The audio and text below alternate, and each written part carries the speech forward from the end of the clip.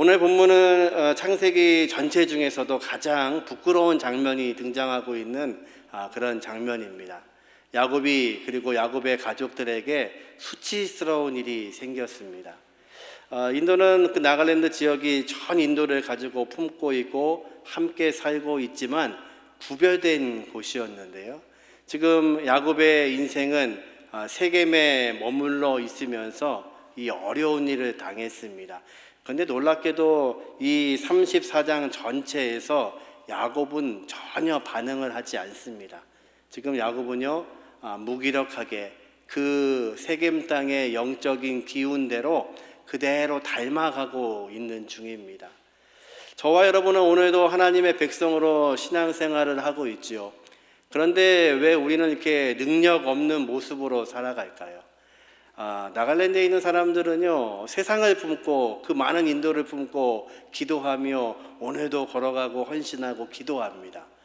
한국의 교회들만 새벽 기도하는 줄 알았습니다. 그런데 그 땅에 갔더니요, 그 땅에 있는 교인들이 새벽 기도를 합니다. 참 놀라운 모습들을 보았는데요. 야곱은 지금 이 세겜 땅에서 하나님의 백성으로 정착하고 있으면서 특별히 큰 잘못을 저지른 것이 없음에도 불구하고 문제는 세겜의 영적인 기운을 그대로 받고 있다는 것입니다. 저와 여러분도 오늘 우리가 살고 있는 이 땅이 세겜인지도 모릅니다. 그런데 이 세겜 땅에서 하나님의 백성으로 능력 있게 살기 위해서 하나님은 오늘도 우리에게 무엇을 요청하시는지 이 아침에 함께 나누면서 힘이 되고 은혜가 되기를 주님의 이름으로 축원합니다. 먼저 1절과 2절 말씀 같이 한번 읽어보죠.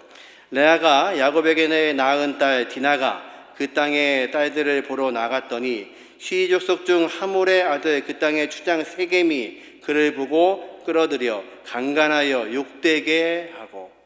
강간하다라는 히브리 원어의 뜻은 이런 뜻입니다. 더럽히고 깎아내리고 낮추고. 세상은요, 하나님의 백성인 우리들을 이렇게 합니다. 더럽히려고 하고요, 그리고 깎아내리려고 하고요, 낮추어서 자신들의 영적인 수준, 자신들의 성적인 수준에 우리를 갖다가 놓으려고 합니다. 그런데 우리는 그럴 수 없죠. 우리는 이 땅이 기준이 아니라 전능하신 하나님이 우리의 기준이십니다. 믿으시나요? 하나님이 우리의 기준 되기 때문에, 하나님이 거룩하시기 때문에 너희도 거룩하라고 말씀하시는 그 하나님의 음성대로 살아가는 것이 저와 여러분입니다. 그런데요, 지금 이 세겜 땅에서 딸 디나가 강간을 당합니다. 근데 그 본문을 가만히 보면, 히브리 원어에 보면 이렇게 기록되어 있습니다. 세겜이 보았고 그녀를 붙잡았고 억지로 눕혔고 강간했다. 동사를 계속 나열하면서 그 땅의 영적인 기운과 그리고 성적인 배경이 얼마나 하나님 보시기에 악한지를 계속해서 보여주고 있는 그런 본문입니다. 이제 그 땅에 머물고 있었던 야곱의 가족에게 지금 문제가 생겼습니다.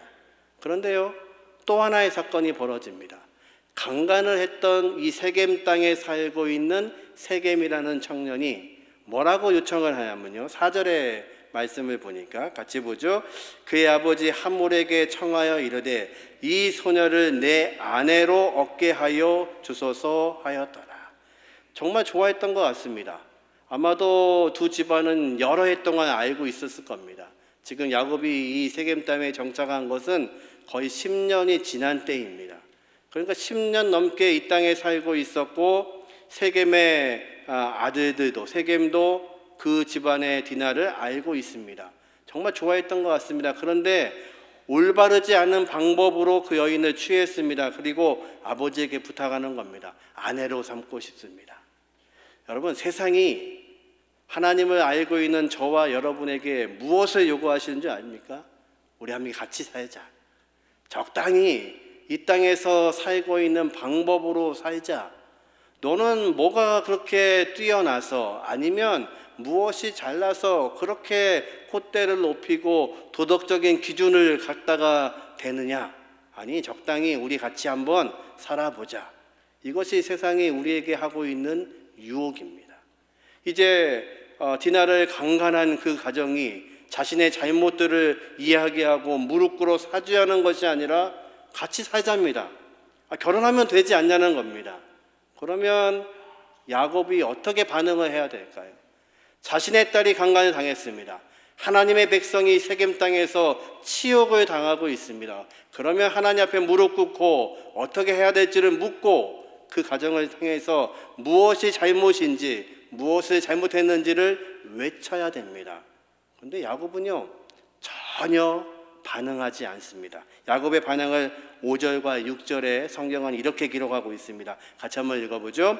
야곱이 그 딸 디나를 그가 더럽혔다 함을 들었으나 자기의 아들들이 대해서 목축함으로 그들이 돌아오기까지 잠잠하였고 세겜의 아버지 하몰은 야곱에게 말하러 왔으며, 오히려 잘못을 하고 있는 세겜의 아버지 하몰은 와서 이야기를 하고 있는데 야곱은 입을 열지를 않습니다. 어쩌면 야곱은 지금 또 한 번의 위기라고 생각했을 겁니다. 세겜 땅에서 잘 살고 있었는데, 내가 원하는 대로 잘 되고 있었는데, 목축도 잘 되고 있는데 지금 문제가 생겼습니다. 어쩌면 이 문제 때문에 이 땅에서 쫓겨날지도 모릅니다. 분쟁이 될지도 모릅니다. 영적인 것과는 전혀 관계없이 자신의 유혹에 빠져서 자신의 삶만을 바라보면서 야곱은 한마디도 하지 못합니다. 여러분, 이 시대에 예수를 믿는 하나님의 백성들이 왜 이렇게 무기력하고 약할까요? 하나님이 말씀하시는 것을 듣고 있음에도 불구하고 왜 그것을 말하지 못하고 세상을 향하여서 잘못된 것이라고 말하지 못할까요? 영적으로 무뎌져 있는 겁니다. 이 땅을 살아가면서 이 땅 속에 살면서 그냥 섞여 살고 있는 것입니다. 좋은 것이 좋은 것이지, 세겜의 아버지 하몰이 말하는 것처럼 나쁜 일이 벌어졌지만 그래도 우리가 며느리 삼을 테니까 결혼하자입니다. 그러면 같이 결혼하고 함께하고 같이 이야기하고 같이 버무려 살면 되는 것입니까? 그럴 수 없습니다. 하나님의 백성은 구별된 사람들입니다. 하나님은 우리를 구별하셔서 하나님의 백성으로 삼으셨습니다.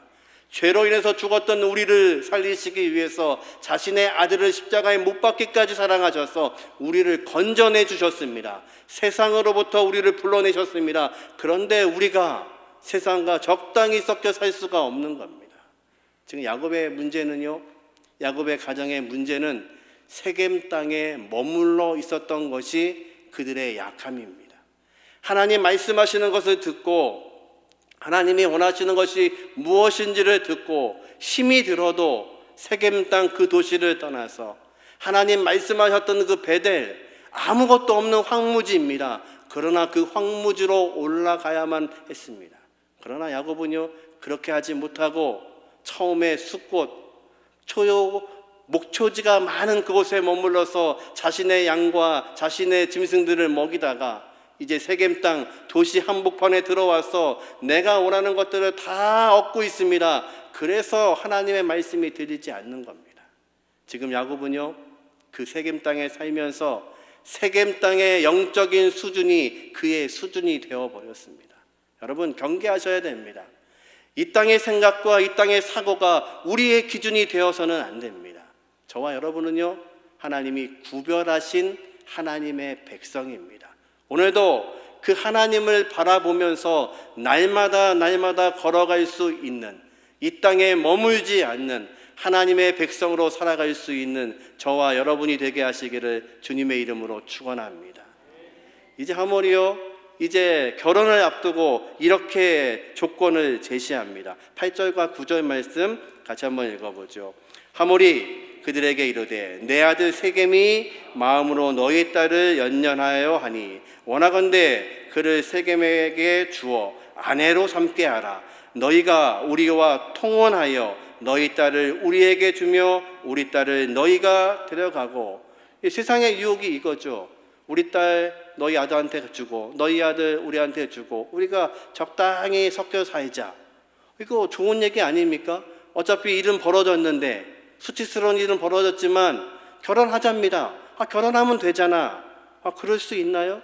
근데 또 이런 유혹을 가지고 나옵니다. 10절 같이 한번 읽어보죠. 너희가 우리와 함께 거주하되 땅이 너희 앞에 있으니 여기 머물러 매매하며 여기서 기업을 얻으라 하고, 야곱이 지금 아무 말도 하지 않고 있는 중에 뭐라고 제안을 하냐면 이 땅에 머물러 살아라. 야곱이 원하는 거 아닙니까? 이 땅에서 매매하고 땅을 더 많이 사라. 야곱이 원하는 거였잖아요. 이 땅에서 기업을 세워라. 야곱이요 속으로 아마 쾌재를 불렀을 겁니다.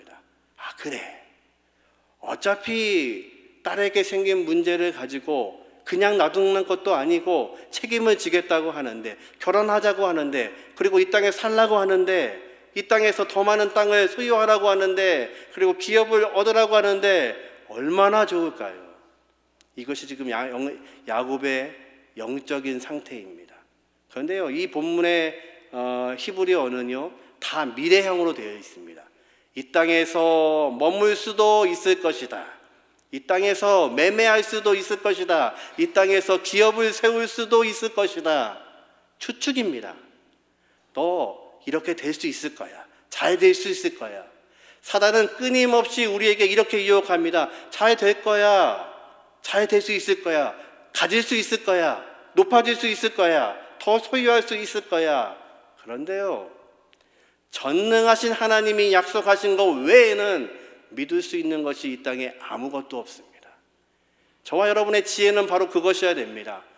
사단이 속삭이고 있는 이 땅과 적당히 섞여 살면 이렇게 될 수도 있을 거야. 아닙니다. 전능하신 하나님이 약속하시는 것만이 저와 여러분의 인생에 이루어지는 복입니다. 지금 야곱은 그것을 놓치고 있는 겁니다.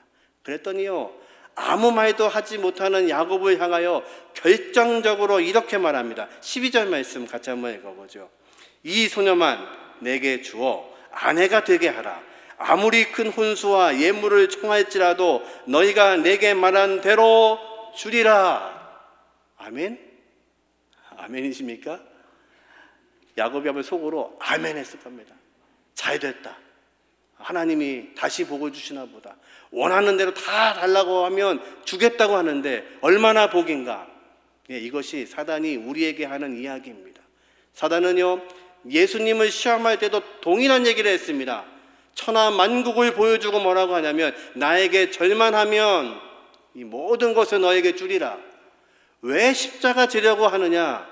왜 어려운 길을 가려고 하느냐? 왜 죽으려고 하느냐? 세상의 모든 것을 다 소유하면 되지. 사단은 주님도 유혹했고 저와 여러분도 이 시간에 유혹합니다. 그래서 저와 여러분은요, 이 땅이 말하고 있는 것처럼 이 땅을 준다고 이야기해도 이 땅을 바라봐서는 안 됩니다. 저와 여러분은 어디를 바라봐야 되냐면 하늘을 바라보셔야 됩니다. 하나님이 야곱을 처음 부르실 때 베델에서 놀라운 환상을 보여주시잖아요. 사닥다리가 하나 놓여 있는데 땅으로부터 하늘까지 연결되어 있습니다. 무엇을 말씀하시나요? 네가 이 땅을 살아가는 것 같지만 사실은 이 땅과 하늘은 연결되어 있는 것이고, 전능하신 하나님이 오르락 내리락 하시면서 은혜를 주시지 않으면 이 땅을 살 수 없다는 것을 야곱에게 보여주셨습니다. 그래서 그는요, 아브라함이 만났던 그 하나님, 이삭이 만났던 하나님처럼 베델에서 하나님을 만나고 하나님이 어떤 분인지를 비로소 알았습니다. 여러분, 저와 여러분은요, 하늘과 연결되어 있는 하나님의 백성인 것을 믿으시길 주님의 이름으로 축원합니다. 오늘도 우리를 유혹하는 것들이 참으로 많습니다. 높아질 수 있을 거야. 더 많이 가질 수 있을 거야. 더 많이 소유하고 행복해질 수 있을 거야. 아닙니다. 하나님이 약속하신 것 외에는 확실하게 이루어지는 것이 없습니다. 하나님이 약속하셔야만, 하나님이 주셔야만, 하나님이 허락하셔야만 그것이 우리의 소유가 될 수 있다는 것을 믿으시기를 주님의 이름으로 축원합니다. 그랬더니요, 야곱의 아들들이 뭐라고 합니까? 안 됩니다.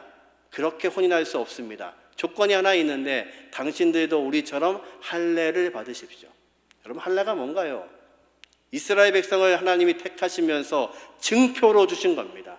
하나님이 전능하신 하나님이시고 너희와 함께 하신다는 것을 알리시기 위해서 이스라엘 모든 남자에게 할례를 명하셨던 그 할례를 가지고 이 아들들이요 지금 장난을 치고 있는 겁니다. 이 말은 진짜가 아닌 거 아시죠? 결혼시키려고 한 얘기가 아닙니다. 할례 받고 누워 있으면 그 모든 남자를 죽이겠다는 목적을 가지고 거짓말하는 겁니다. 놀랍게도요 야곱이 거짓말장이었잖아요. 근데 아들들이요 또 거짓말을 합니다. 자녀는 누구를 닮나요? 부모를 닮습니다.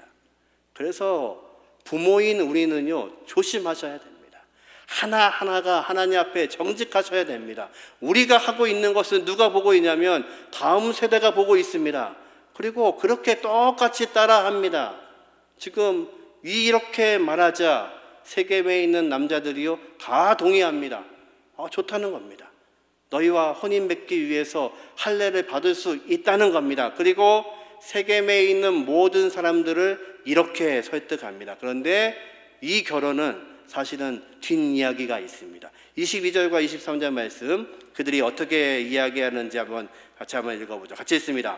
우리 중에 모든 남자가 그들이 할례를 받은 같이 할례를 받아야 그 사람들이 우리와 함께 거주하여 한 민족 되기를 허락할 것이다. 그러면 그들의 가축과 재산과 그들의 모든 짐승이 우리의 소유가 되지 않겠느냐. 다만 그들이 말하는 대로 하자. 그러면 그들이 우리와 함께 거주하리라. 하몰의 속셈이 여기에 있습니다. 결혼을 위해서 이야기하고 있는 것이 아니라 지금 우리와 함께 살게 놔뒀다가 우리가 인원이 훨씬 더 많으니까 그 야곱의 재산들을 다 우리가 먹어버리자. 이것이 그들의 속셈입니다. 세상은요 우리를 그대로 두지 않습니다. 오늘도 악한 사단은요 우리가 넘어질 것을 바라보고 우리를 바라보며 우는 사자처럼 우리를 기다리고 있습니다. 영적으로 나태해질 것을 바라보면서 끊임없이 우리를 공격하는 것이 사단입니다. 이 땅을 살고 있는 하나님의 백성들이 실수하기를, 넘어지기를, 이 땅과 섞이기를, 그리고 사단이 말하고 있는 이 땅의 모든 것들에 눈멀기를 기다리고 있는 것이 저와 여러분이 살고 있는 세상입니다. 저와 여러분 앞에 있는 모든 것들, 우리가 기도하고 있는 많은 문제들, 이 문제들을 먼저 보지 않고 하늘을 먼저 볼 수 있는 은혜가 저와 여러분에게 있기를 주님의 이름으로 축원합니다. 그래서 하늘에서 공급하시는 하나님의 귀하신 능력, 그리고 어떤 전쟁 앞에서도 하나님이 앞서가신다고 약속하신 그 말씀대로 이루시는 전능하신 하나님의 능력이 저와 여러분의 능력이 되게 하시기를 주님의 이름으로 축원합니다. 이제 세겜에 있는 모든 남자가 할례를 받았습니다. 그래야 이스라엘 백성들, 이 야곱의 가족들이 속을 테니까요. 그리고 속고 나면 다 우리 것이 될 것이니까요. 그런데 그 할례에는 약점이 있었다는 것을 그들이 몰랐습니다. 3일쯤 지나면 고통 때문에 움직이지를 못합니다. 어떤 일이 벌어졌나요? 25절, 26절 같이 읽습니다. 제3일에 아직 그들이 아파할 때에 야곱의 두 아들 디나의 오라버니 시몬과 레이가 각기 칼을 가지고 가서 몰래 그 성읍을 기습하여 그 모든 남자를 죽이고 칼로 하몰과 그의 아들 세겜을 죽이고 디나를 세겜의 집에서 데려오고. 여러분, 하나님은요 한 번도 이렇게 전쟁하신 적이 없습니다. 아무리 강한 적이 우리 앞에 있다 할지라도 하나님은 뭐라고 말씀하시냐면 내가 너와 함께 하시겠다고 약속하십니다. 네가 약하지만 전능하신 하나님이신 그가 함께 하셔서 이 전쟁을 승리하게 하시겠다고 약속하시는 분이 하나님이십니다. 이렇게 거짓말하지 않는 하나님이십니다. 그들은요 할례를 밖에 놓고 움직이지 못하는 그들을 완전히 도륙해 버립니다. 자신 여동생의 그 수치 때문에 그런가요? 그러면 여기서 맞췄어야 됩니다. 그런데 이들의 마음은 다른 데 있습니다. 29절 말씀 같이 한번 읽어보죠. 그들의 모든 재물을 빼앗으며 그들의 자녀와 그들의 아내들을 사로잡고 집 속의 물건을 다 노략한지라. 여동생의 수치 때문에 이렇게 전쟁한 게 아닙니다. 그들의 목적은요 그 땅에 있는 금은 보합니다. 어떻게 했냐면요, 모든 남자를 죽이고, 그래서 그 땅에 있는 모든 아이들은 하루아침에 아버지를 다 잃어버렸습니다. 그 땅에 있는 여인들은요, 하루아침에 모두 과부가 되어버렸습니다. 그런데 그 아이들과 아내들까지 사로잡고 종으로 삼고 집집마다 다 뒤져서 노략질을 합니다. 예, 그들은요 지금 다른 데에 관심이 있는 겁니다. 그 땅에 있는 물질에 관심이 있는 겁니다.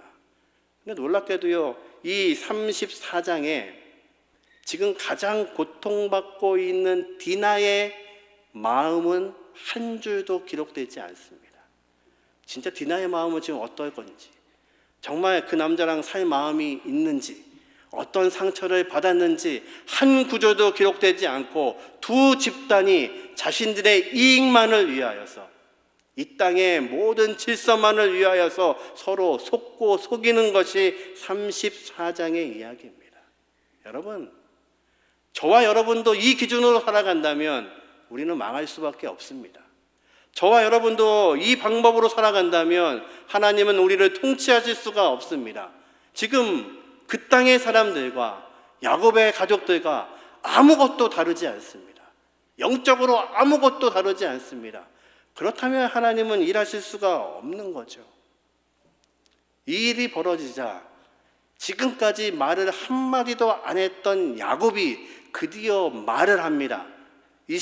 30절의 말씀 같이 한번 읽는데요, 읽으시면서 야곱이 나라는 말을 몇 번 하는지 한번 세어보십시오. 같이 한번 읽습니다. 야곱이 시몬과 레에게 이르되 너희가 내게 화를 끼쳐 나로 하여금 이 땅의 주민 곧 가나안 족속과 브리스 족속에게 악취를 내게 하였도다. 나는 수가 적은즉 그들이 모여 나를 치고 나를 죽이리니 그리하면 나와 내 집이 멸망하리라. 몇 번이요? 7번이나 나라는 이야기를 합니다.